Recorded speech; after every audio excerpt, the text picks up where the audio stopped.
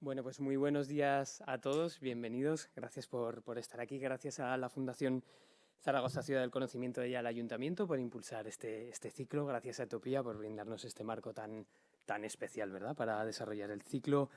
A todo el equipo de Etopía, al equipo técnico, por supuesto. Gracias a los ponentes, a Nelly, a la que vamos a conocer ahora mismo, a José Carlos, a Borja, a Patricia, a David. Y gracias, por supuesto, a vosotros, que sois para los que hacemos este ciclo y los que le dais todo el sentido. Esta es la segunda edición de esta quinta temporada y vamos a hablar, como sabéis, de inteligencia artificial y periodismo. Le voy a robar un fragmento muy breve a José Carlos de la guía que publicó Prodigioso Volcán el año pasado, titulada Inteligencia Artificial para Periodistas, y decía así: la inteligencia artificial define parte importante de nuestra vida diaria. Determina el contenido que consumimos en redes sociales, la publicidad personalizada que vemos en Internet, pero también podría hacerlo con penas carcelarias, tratamientos clínicos o ascensos laborales. Por eso debemos entender de qué hablamos cuando hablamos de inteligencia artificial, para desarrollar habilidades que nos permitan comprender, explicar y debatir sus implicaciones y posibilidades, así como aprovechar las ventajas que ofrece. Exactamente ese es el objetivo de estas 3 horas y media, pausa incluida, de las que disponemos esta mañana.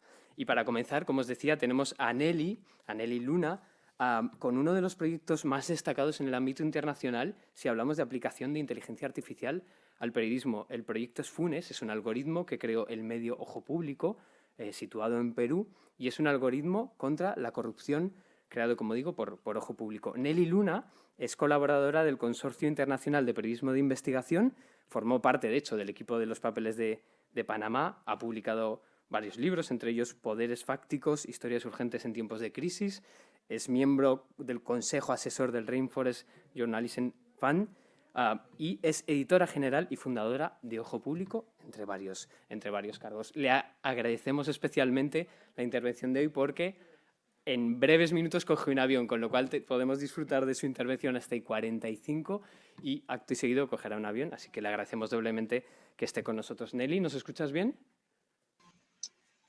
Hola, Vieto, sí, buenos días, los escucho perfecto. Fenomenal, pues entonces todo tuyo.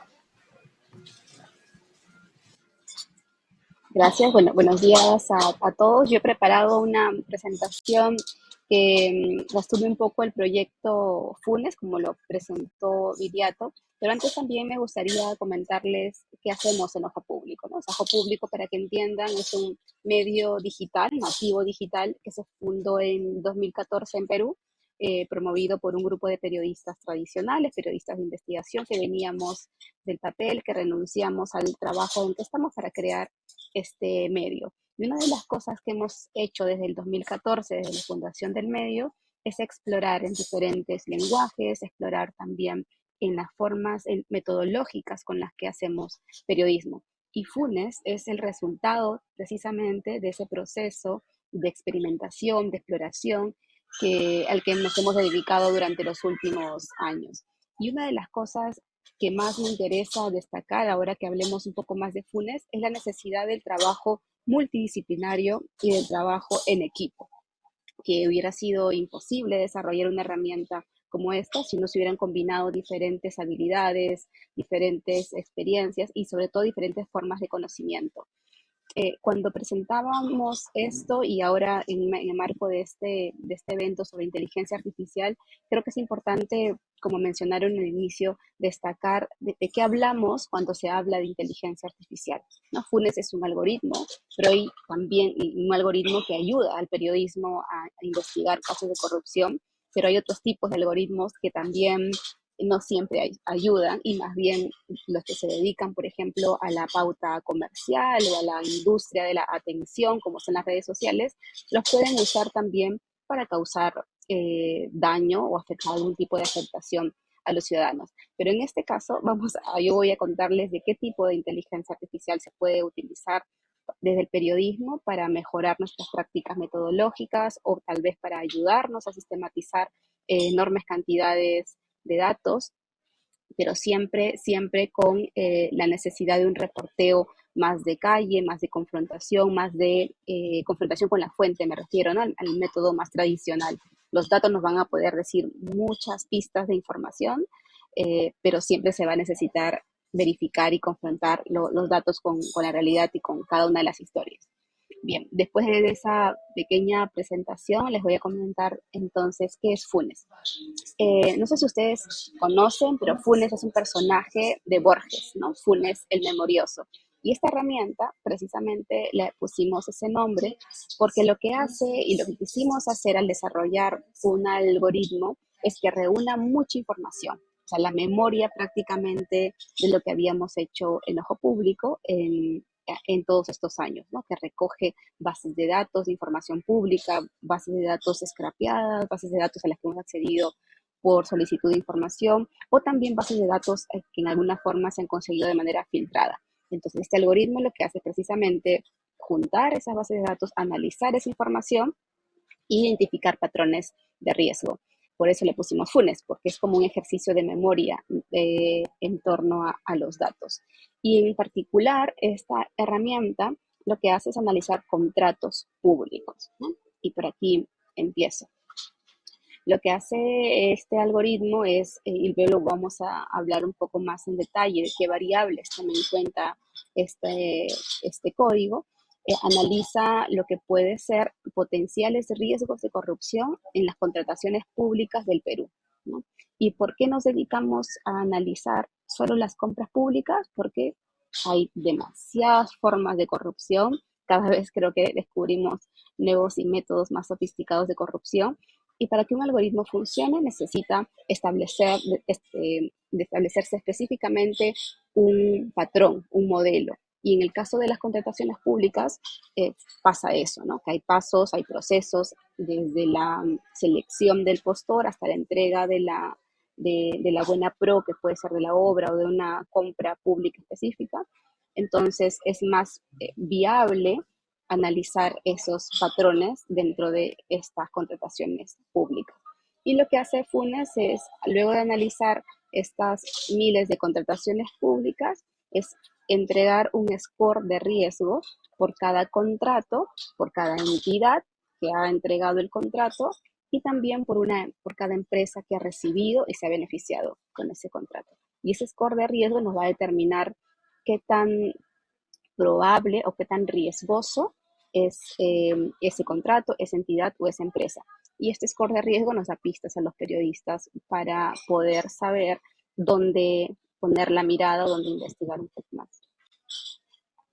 Lo que hacen, como les decía, Funes es una herramienta, eso hay que tenerlo bien claro, o sea, no es el objetivo final del periodismo publicar Funes, sino es una herramienta que nos ayude a nosotros a investigar entre millones y millones de datos de contrataciones públicas, que sería imposible que o tener, a menos que tengamos cientos de reporteros, que no pasa en las redacciones de investigación, a investigar contrato por contrato, ¿no? Entonces lo que hace la herramienta es analizar estos grandes volúmenes de información, establece,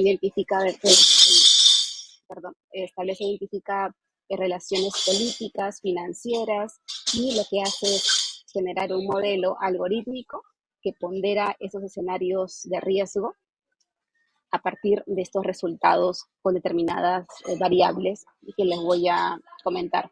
Y una vez que analizamos y vemos esos casos que van saltando dentro de estos datos, a esos casos que saltan fuera del patrón general, es que empezamos a ponerle una investigación específica, ¿no? Como el ojo a ese caso específico.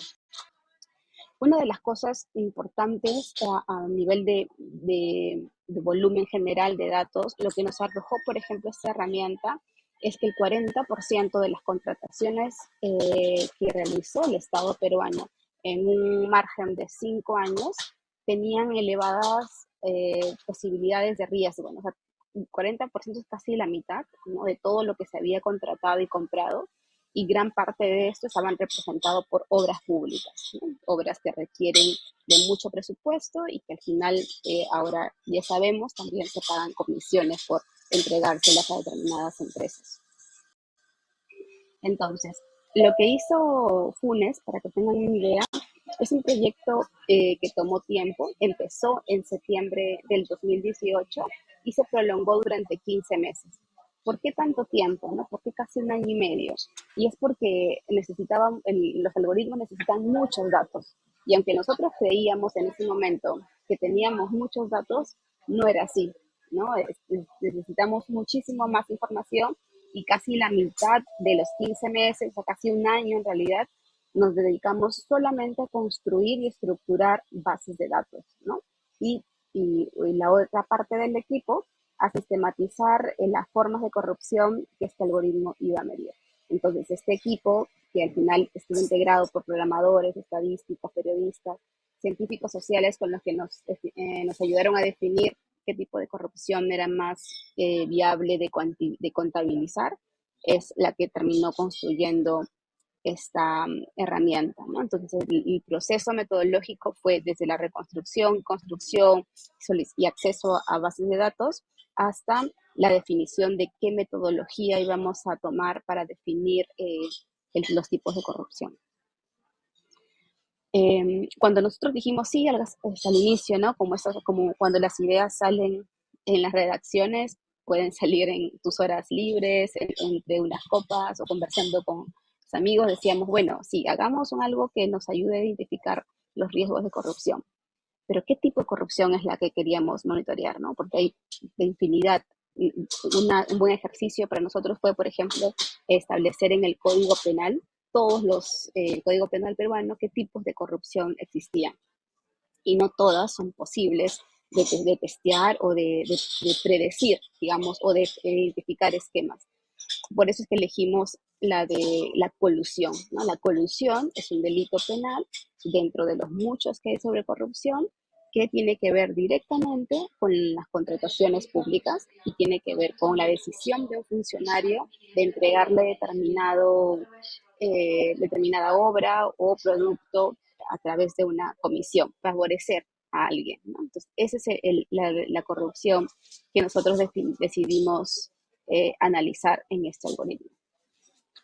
Entonces, el Código Penal en Perú define eso como colusión, ¿no? Cuando un funcionario público beneficia directamente a un postor, en este caso a una empresa privada, para que se haga cargo de esa obra o venta de determinado producto. Ahora, una vez que tuvimos claro el tipo de corrupción que queríamos medir y analizar con el algoritmo, necesitábamos también una base teórica que nos dijera qué variables vamos a tener en cuenta. Los periodistas intuitivamente a veces o por la experiencia sabemos qué cosas, donde hay cosas raras cuando uno empieza a investigar un caso, pero la intuición no es suficiente, ni la experiencia por sí misma, cuando uno analiza grandes volúmenes de información, sobre todo por la parte metodológica.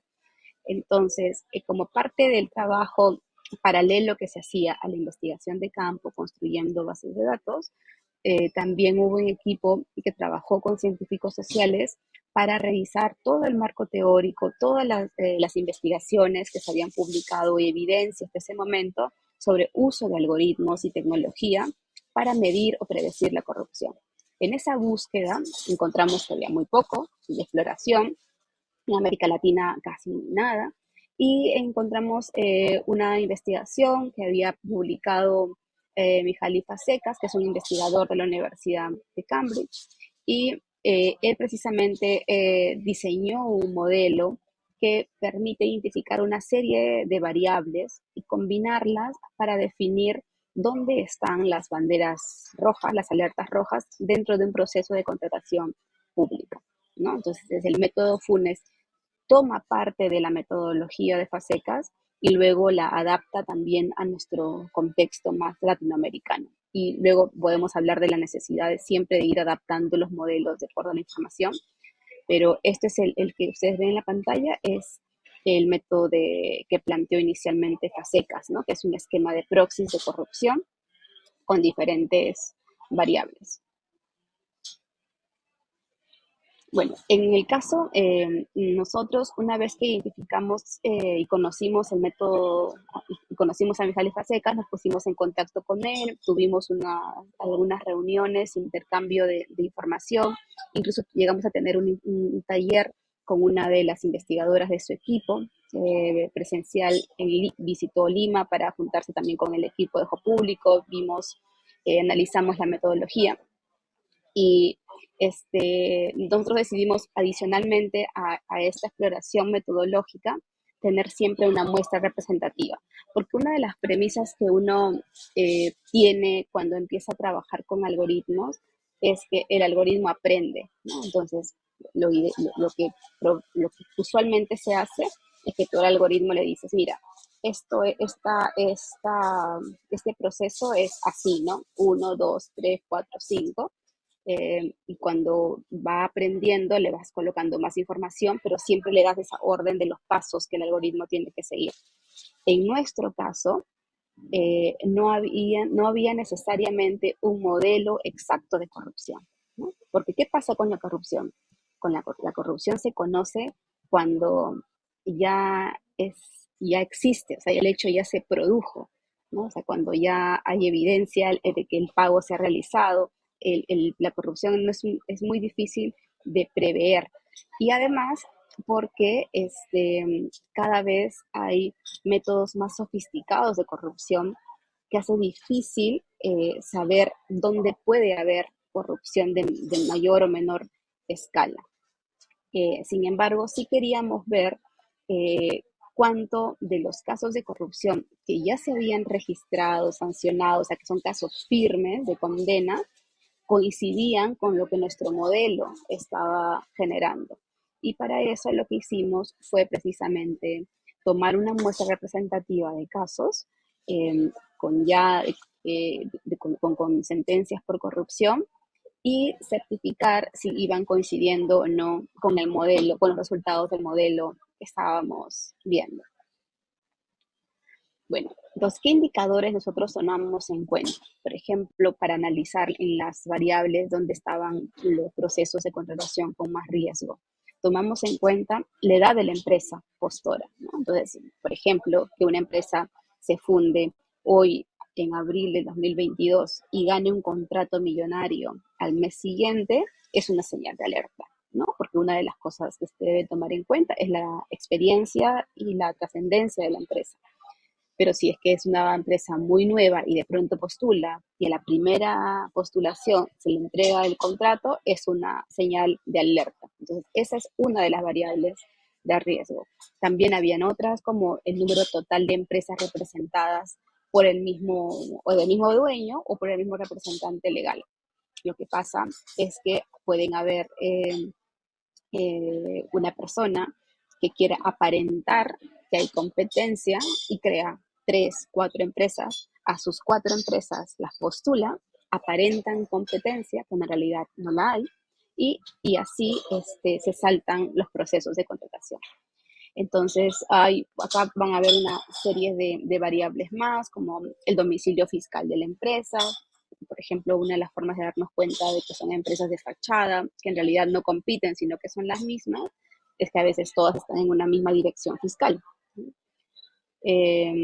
También analizamos una variable que tiene que ver con los antecedentes de la empresa, si es el único postor, la proporción de concentración de gastos, o sea, cuánta de la venta de esa empresa representa realmente, está representada por el Estado, es decir, que a veces nos hemos encontrado con compañías cuyo 80-90% de volumen de ventas dependen solo de una entidad estatal, el tiempo de convocatoria que dan, proceso de las conexiones políticas, eso también es importante. O sea, una de las cosas que nos interesaba entender es cómo hay conexiones políticas entre aportantes de partidos y que luego se vuelven proveedores del Estado, ¿no? O sea, que luego le venden cosas al Estado. También antecedentes por investigación de lavado de activos, crimen organizado, en fin, una serie de variables más y militancias políticas, ¿no? Aquí van a ver algunos indicadores que no siempre coinciden con los que el método de FASECAS planteó. ¿Por qué? Porque el método de FASECAS está basado en información que, por ejemplo, un estándar de la Unión Europea, ¿no? De qué información publican las contrataciones públicas de la Unión Europea. Pero en el caso de Perú, nosotros teníamos, además de las variables que propone FASECAS, información que, como les decía, el equipo ya venía construyendo con los años y a las que fuimos accediendo de diversas formas. Entonces, nuestro modelo llegó a incorporar muchos más indicadores que el inicialmente planteado. Y eso es también lo que enriquece, creo, los futuros trabajos, ¿no? Si es que alguien en algún momento quiere empezar a medir este tipo de indicadores de riesgo o de corrupción, mientras más información tenga propia, va a ser mucho mejor. Bueno, entonces el tipo de algoritmo, les decía que nosotros desarrollamos, no es un algoritmo de aprendizaje, es decir, no le hemos puesto una cantidad de casos de corrupción y a partir de ahí aprenden, sino lo que hace Funes proviene de una familia de algoritmos denominados modelos lineales y lo que hace es combinar la información de 20 indicadores de riesgo calculados a partir de una serie de bases de datos y es un modelo lineal que tiene la forma de un promedio ponderado, ¿no? Este promedio ponderado es bastante simple, establece un peso específico por cada indicador y en la suma de estos pesos que se obtienen por cada indicador te da un score de riesgo. Ahora, ¿cómo se obtienen estos pesos por cada indicador? Es a través de un sistema de regresión, ¿no? Que es un método estadístico para que no haya sesgo en los datos. Es lo que hace el algoritmo. Por cada tipo de indicador, que es una serie de bases de datos, hace una regresión y entrega un score para aquellos contratos o grupos de contratos que se salen de la norma, por así decirlo. Y lo que hace es intenta, por eso siempre decimos, esta es una primera exploración, que al final nos entrega, que lo que busca es predecir una respuesta sobre dónde hay más riesgo de corrupción. ¿De dónde viene la información? Es lo que les decía al inicio, hay mucha información que viene de bases de datos propias, pedidos de información, scrapping, datos filtrados. Una cosa interesante cuando empezamos a trabajar con este tipo de herramientas tiene que ver con los sesgos, ¿no? Al inicio, por ejemplo, lo que nosotros notamos, y eso es fundamental en el trabajo en el periodismo, lo que nosotros notamos con Funes en los primeros meses era que el algoritmo estaba penalizando a los contratos de las municipalidades más pequeñas al interior del país. Entonces, por ejemplo, municipalidades de las zonas rurales, andinas, muy pequeñitas, con presupuestos bastante reducidos, terminaban saltando como si fueran como que muy, muy, muy riesgosas de corrupción, ¿no? Sin embargo, entidades que manejaban mucho más volumen de información sobre contratos públicos, construcción de carreteras o hospitales, que son millonarios, esas entidades o esos contratos no salían, no saltaban dentro del esquema de Funes. Entonces, lo que nos dimos cuenta es que finalmente, como hay procesos muy difíciles para una municipalidad pequeña, lo que hacía el algoritmo era a todas ponerlas casi como corruptas y a las que cumplían exactamente la norma, que es la forma de corrupción más sofisticada, es la que te hace aparentar la legalidad, a esas no las estaba sacando. Entonces lo que hicimos para eso es incluir nuevas variables y ponderar el peso del monto total de la obra o de la contratación como un indicador adicional, ¿no? Entonces, estas cosas las fuimos haciendo cada vez que analizábamos caso por caso de los que nos iban arrojando las muestras durante las versiones preliminares de Funes. Bueno, en el caso de la colusión, una de las cosas que más casos nos ha ido entregando Funes como ejemplo, es que una empresa contratista, por ejemplo, les decía, que tiene solo un mes antes de la convocatoria, se hizo acreedora de un millonario contrato. La otra forma frecuente que hemos visto es que de pronto en el concurso se presenta un único postor, porque los demás declinan y los que declinan luego terminan ganando. Entonces, lo que hemos notado al analizar estos datos es que es muy frecuente que haya este tipo de cárteles, ¿no? Donde 3 o 4 empresas que dominan el mercado se van turnando cada vez que ganan determinados contratos en el tiempo. Lo otro que también nos pareció bastante relevante es cómo los que son aportantes de partidos políticos luego se convierten en proveedores del Estado, ¿no? Es una práctica que también le hemos notado de manera sistemática, porque lo que hace FUNES es tener un análisis de por lo menos 5 años de información, ¿no? Entonces, cada vez que hay elecciones, alguien aporta y luego se convierte en contratista del Estado. Y lo extraño también es que, y sirve como alerta, creo que en todo el mundo, es este poco tiempo de crear la empresa y que los representantes legales o accionistas o propietarios sean personas muy jóvenes, ¿no? Esos son indicadores de que son empresas de fachada algunas veces. Bien, esas características, bueno, podríamos enumerar otras, pero son como las que nuestro modelo empieza a arrojar como casos más frecuentes. Otro de los ejercicios que nos permitió también en la herramienta, y con esto termino, luego pueden visitar a Funes, está alojado dentro del sitio de noticias de Ojo Público, es también la gran cantidad de opacidad que hay en los contratos, ¿no? O sea, tenemos en el Perú un sitio de información pública, pero no te permite analizar los datos. Entonces, si un ciudadano quiere buscar un determinado contrato, tiene que saber el número del contrato o buscarlo por entidad, o tiene que saber el sector en el que está buscando. No es posible descargar los datos de una manera estructurada, por ejemplo. Lo que tuvimos que hacer nosotros es desarrollar un código que vulnerara el CAPTCHA, porque tiene un CAPTCHA los resultados de búsqueda, que leyera el CAPTCHA y que nos permitiera sacar y extraer todos los datos. Eso tuvimos que hacerlo como en solo ese trabajo duró como 6 meses, por ejemplo, ¿no? Desarrollar un código que vulnere el CAPTCHA y luego otro código que descargue la información.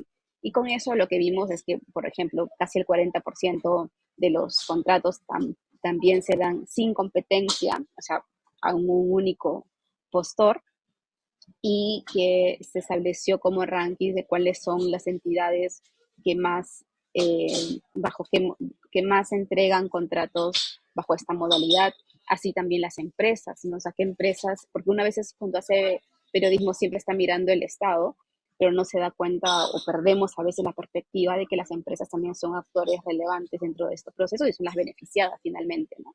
Entonces el modelo lo que nos dice es que empresas finalmente sí concentran gran parte de sus ventas, en qué entidades, y nos marcan como alertas, ¿no? Porque es muy extraño que de pronto una empresa se convierta como en el 80% de proveedora de un único producto cuando hay muchos más en el mercado. Y qué productos también son los de mayor riesgo, ¿no? Son algunos de los alcances que nos da Funes. Bueno, con eso termino. Les dejo mi correo electrónico si alguien en algún momento también quiere compartir o está desarrollando algún proyecto de este tipo. Les podríamos compartir la información metodológica de cómo se hizo. Gracias.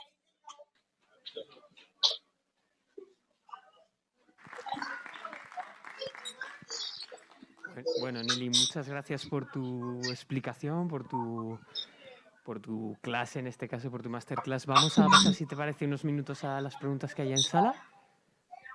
Sí, No sé si claro. tenemos alguna pregunta. Si es que las hay, perfecto. Por aquí.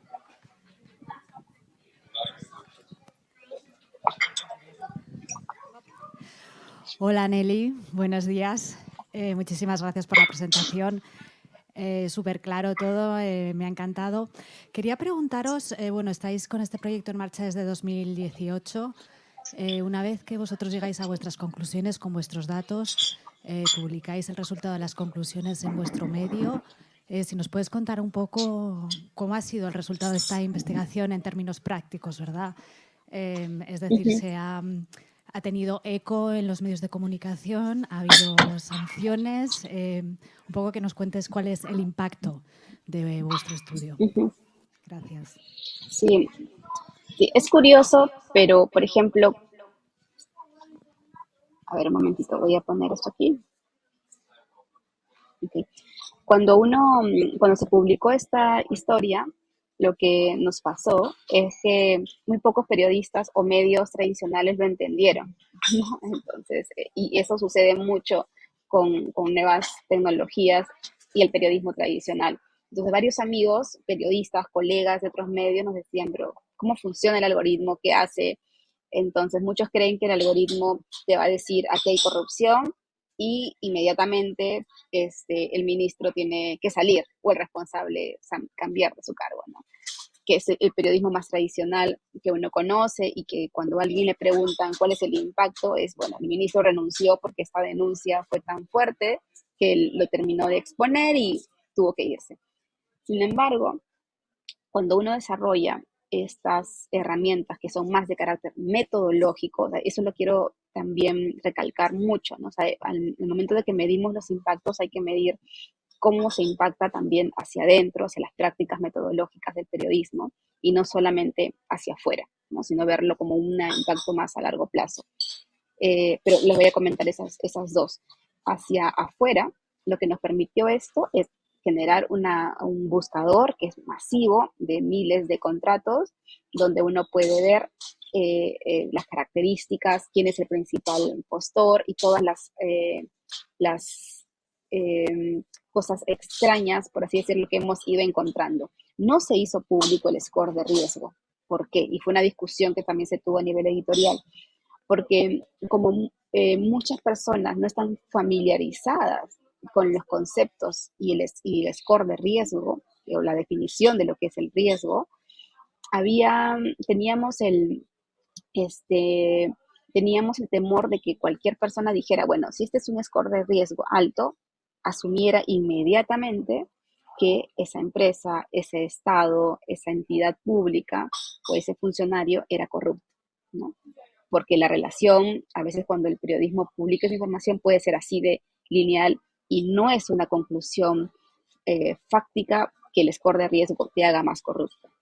Entonces, como no es muy sencillo decir que es un indicador potencial de riesgo, lo que decidimos es publicar los resultados grandes, o sea, los volúmenes grandes de información, estas tablas con visualizaciones bastante prácticas para la gente de dónde había que poner más el ojo, pero no el score de riesgo individual por cada contrato, por cada empresa, por cada entidad. Esa herramienta se quedó como una herramienta hacia adentro, donde los periodistas los usamos cada vez que queremos también investigar o juntar o mezclar estos datos con otro tipo de información pública, ¿no? Ese fue el motivo. Y a partir de Funes hemos publicado decenas de reportajes mucho más puntuales, ¿no? Uno de ellos, por ejemplo, como las compras las compras de leche para un programa de ayuda social que es para las familias más pobres, donde se identificó que una empresa aparentaba competir con otras, pero que todas eran de la misma familia. Es un proceso de investigación penal que está en la fiscalía en este momento precisamente por colusión. Entonces hay casos muy individuales, pero Funes como tal, insisto, sigue siendo la herramienta metodológica que nos hace posible reportar o investigar casos específicos, ¿no? Entonces, eso es lo que nosotros también compartimos con los colegas en Perú. Ahora, hubo otro impacto también que es más silencioso y que una vez que publicamos la herramienta nos escribieron y nos reunimos con diferentes representantes del Estado que estaban interesados precisamente en saber cómo utilizar la tecnología para hacer más eficiente la prevención de la corrupción. Entonces, en ese proceso nosotros no tuvimos ningún inconveniente, nosotros no somos aliados del Estado, pero no tuvimos problemas en compartir la metodología y explicar cómo se había desarrollado el algoritmo, ¿no? Entonces, ese impacto, por ejemplo, se compartió metodología con la Oficina Nacional de Procuradores Anticorrupción, ¿no? Que es la entidad que investiga la corrupción. Pues el equipo que estuvo detrás se reunió con ellos, le explicó la información. Lo mismo con el Ministerio de Economía y Finanzas, que también estaba muy interesado en el modelo. La entidad, la Superintendencia de Administración Tributaria también. Entonces hubo como que varios despachos del Estado que fiscalizan corrupción y lavado de activos, con los que el equipo se reunió metodológicamente y que ahora incluso luego se fueron convirtiendo también en fuentes porque nos iban filtrando algunos datos de casos también de riesgo o de evidente corrupción que pasa en el Estado. pero eso fue un trabajo bastante interesante también, ¿no? Que a veces en el periodismo no se nota porque nosotros no es que podamos decir, estamos enseñando cómo perseguir la corrupción, porque es una experimentación y sí generó como un interés que continúa hasta ahora de ir desarrollando modelos que ayuden a predecir por lo menos de alguna forma la persecución de la corrupción y hacerla más eficiente también, ¿no? Perfecto, Nelly. Hemos alcanzado ya la hora que teníamos pactada, así que si te parece lo dejamos aquí. Te agradecemos mucho las respuestas también y deseamos que tengas un buen viaje. Gracias, Viriato. Muchas gracias por la invitación a todos. Cualquier consulta, dejo mis datos. Fenomenal, muchas gracias, Nelly.